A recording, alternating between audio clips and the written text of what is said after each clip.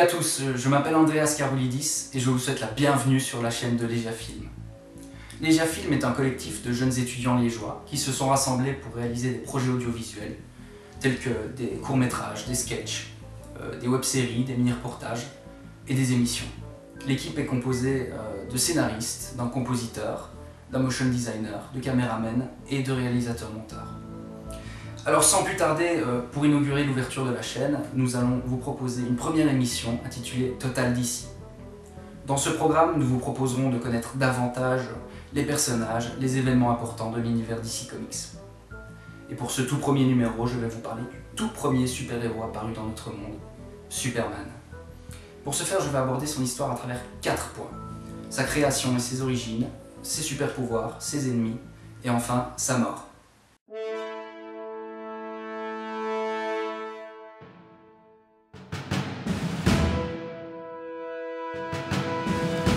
Superman a été créé par l'écrivain Jerry Siegel et le dessinateur Joe Shuster en 1933. Après avoir été recalés de maison d'édition en maison d'édition, Siegel et Shuster parviennent finalement à vendre leur super-héros à la maison DC Comics, créée en 1935. Et c'est en 1938 que le super-héros apparaît pour la première fois dans le premier numéro d'Action Comics. Le succès est au rendez-vous et Superman devient rapidement une poule aux œufs d'or pour DC Comics, mais également un personnage très important dans la culture populaire. Car comme Zack Snyder l'a dit, après la croix chrétienne, le S de Superman est probablement le signe le plus reconnaissable dans le monde. Alors Superman est un personnage tellement connu que je n'ai pas forcément besoin de vous raconter ses origines, mais j'ai dit que je le ferais, alors je vais le faire. Kal-El est né sur Krypton, une planète très éloignée de la nôtre. Alors que celle-ci est sur le point d'exploser, les parents du bébé Kal-El, Jor-El et Lara Lorvan, décident d'expédier leur enfant sur Terre, afin que celui-ci puisse y vivre paisiblement. Là-bas, le vaisseau du petit kryptonien s'écrase dans une ferme, celle de Jonathan et Martha Kent. Ceux-ci, en voyant l'alien, décident de l'élever comme si c'était leur propre enfant, et vont lui inculquer des valeurs morales afin que Kal, qu'ils nomment Clark, devienne une personne avec un bon fond. Alors venons-en maintenant à la vie privée de Superman. Lorsqu'il ne sauve pas un chat coincé dans un arbre, il est journaliste au Daily Planet, sous les ordres du rédacteur en chef Perry White. Il fréquente également la lauréate du prix Pulitzer Lois Lane, mais aussi Jimmy Olsen, le photographe. Auprès d'eux, Clark Kent arbore généralement un costume 3 pièces et des lunettes. Alors nombreux sont ceux qui se demandent comment personne n'arrive à la conclusion que Clark Kent est Superman et Superman Clark Kent. Heureusement pour ceux qui se demandent ça, je suis là pour vous l'expliquer. Dans All-Star Superman de Grant Morrison, il est dit que lorsqu'il devient Clark Kent, Kal-El change complètement d'attitude et de manière. On peut dire que Clark Kent est quelqu'un d'assez maladroit. Mais Morrison va plus loin en expliquant qu'il change même sa voix et sa posture en courbant légèrement le dos. Ce n'est donc pas qu'une question de lunettes. Le succès de Superman est aussi dû à son costume haut en couleur. Et à cet instant, je sens qu'une question vous tourmente l'esprit. Me tromperais-je? D'où vient ce fameux slip rouge? Eh bien, figurez-vous que Joe Shuster, le co-créateur, était un fan incontesté des haltérophiles de l'époque. Et ces derniers arboraient un slip rouge par-dessus leur combinaison.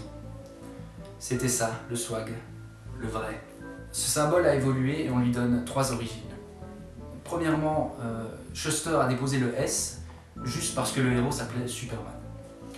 Ensuite, c'est avec le Superman de Richard Donner que le S devient le symbole des L, la famille de Kal. Enfin, avec Superman droit du sang de Mark Waid, on apprend que S signifie espoir en kryptonien.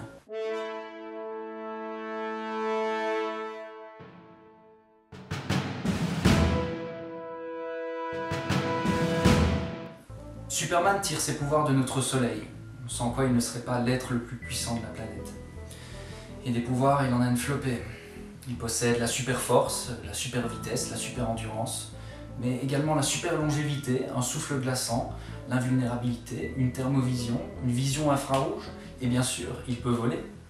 Sauf qu'en 2015, les scénaristes lui ont rajouté un nouveau super pouvoir dans Superman, l'homme de demain. Comme s'il n'était pas assez fort comme ça. Désormais, il peut utiliser sa super éruption. Attention, potentiel spoiler, sa super éruption se déclenche lorsqu'il tire des rayons laser tellement puissants qu'il crée une traînée solaire dévastatrice et nuisible pour son ennemi comme pour lui-même. Avec tous ces super pouvoirs, impossible de l'arrêter, allez-vous me dire. Eh bien, figurez-vous que notre super-héros a bel et bien Un point faible, il s'agit de la kryptonite verte. C'est un minéral de krypton devenu radioactif, causant ainsi la destruction de la planète. La kryptonite affaiblit énormément Superman, en lui donnant des nausées et en le rendant impuissant face à quiconque la pointe devant son nez. Exposé trop longtemps à elle, il peut plonger dans un long coma, voire mourir. Lex Luthor s'en est servi à plusieurs reprises lors de ses affrontements contre l'Homme d'Acier. Et en parlant de Lex, voici les ennemis de Superman.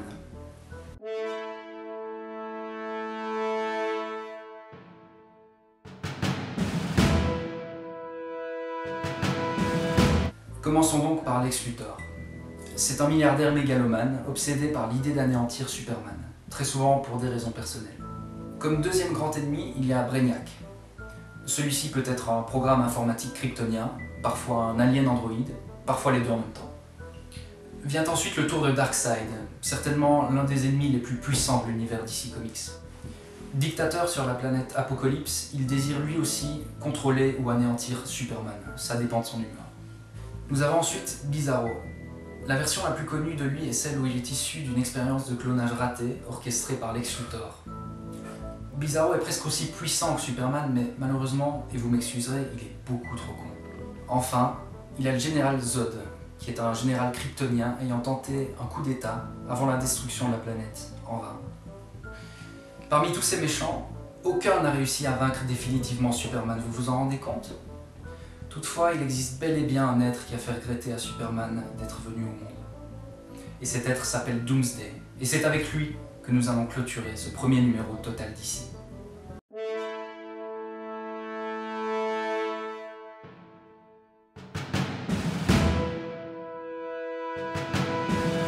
Attention, avant de développer Doomsday, veuillez noter que Superman était déjà mort une première fois.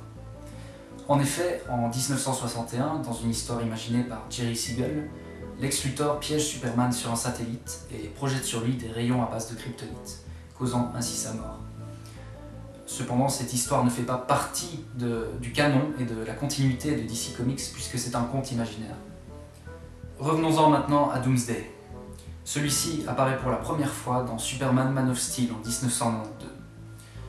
Dans cette première version du personnage, il naît dans l'ère préhistorique de Krypton, à l'issue d'une expérience dirigée par un certain professeur Burton.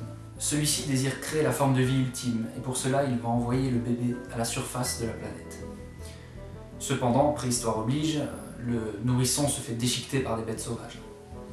Cependant, Burton ne s'arrête pas là et décide de répéter l'opération encore et encore. Au bout de quelques années, Doomsday, qui a appris à détester toute forme de vie, finit par tuer son créateur. Dans une version alternative du dessin animé Justice League Unlimited, Doomsday est créé à base de l'ADN de Superman par Cadmus et est conditionné pour détester et tuer Superman. Un beau jour, il va s'échapper et traquer le super-héros, sans même savoir pourquoi.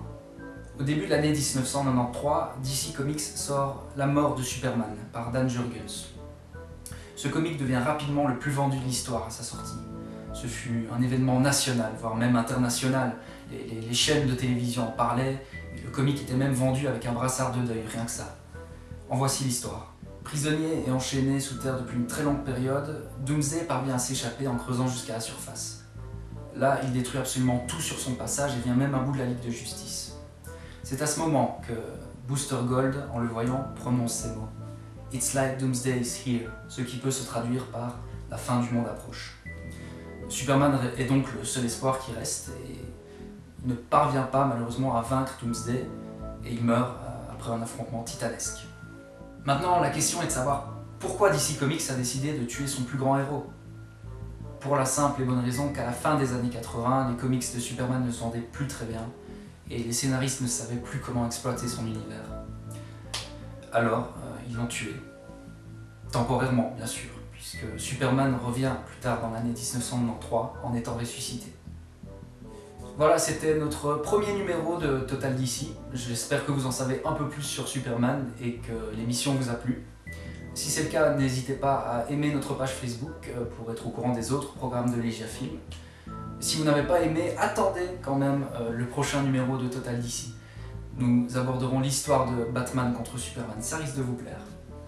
De plus, j'ai quelques petites lectures à vous conseiller, à savoir Superman Red Son, La mort de Superman, tome 1 et 2, Superman Origine secrète, Superman le dernier fils, et si vous préférez les supports audiovisuels, je vous conseille alors Superman 1 et 2, Superman vs l'élite, Superman The Mad Scientist, Superman l'ange de Métropolis et l'excellent Man of Steel. À la prochaine.